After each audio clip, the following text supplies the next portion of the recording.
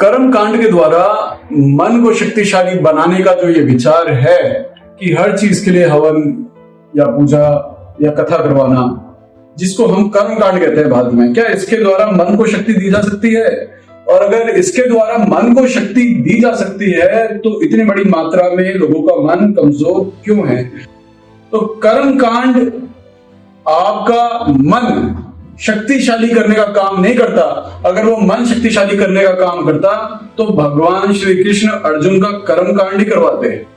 जब वो अपनी दुविधा में था कुरुक्षेत्र में, तो भगवान ने उसको ज्ञान दिया। तो हमने समझना है कि ज्ञान कांड होना चाहिए। कर्म कांड का दायरा पूरी तरीके से अलग है। पूजा पाठ वगैरह जो भी है वो चीज हर चीज का सोल्यूशन नहीं होती। अब यहाँ पे सवाल ये होता है कि कर्म कांड के द्वारा अगर मन शक्तिशाली नहीं होता तो किसके द्वारा मन शक्तिशाली होता है? मन शक्तिशाली होता है ज्ञान कांड के द्वारा। इस बात को समझते हुए कि मन मेरी एक धरोहर है, my mind is my asset, वो मेरा एक धरोहर है, एक मेरा पावरफुल टूल है।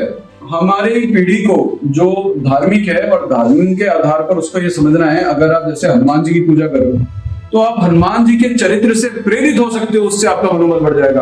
आप भगवान भैरव की या माँ दुर्गा के चरित्र से प्रेरित हो सकते हो तो आपका मनोबल बढ़ जाएगा। आप भगवान श्री रामचंद्र के और भगवान श्री कृष्ण के चरित्र से प्रेरित हो सकते हो तो आपका मनोबल शक्तिशाली हो जाएगा।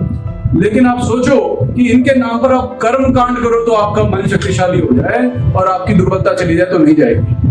तो हमें रामचंद्र जी को जीना है, हमने हनुमान जी के कर्म योग को, उनकी शक्ति को जीना है, उनके समान कर्म करना है। सोचना है हमने कि मैं कैसे ऐसे कर्म करूं, उनकी सोच क्या हो सकती थी, समाज को लेकर वो क्या सोचते होंगे। ऐसी कौन सी महाशक्ति थी भगवती दुर्गा जिन्होंने ऐसे ऐसे काम कर दिए और जिनकी जो गाथाएं इतनी वीरांगनाओं वाली गाथाएं हैं कि अपने क्रोध पर आ गई तो उसने करोड़ों करोड़ों राक्षसों की लाशें बिछा दी। तो उसकी उपासना करने के बाद भी जीवन के दुखों की लाशें क्यों नहीं बिछ पा रही हैं?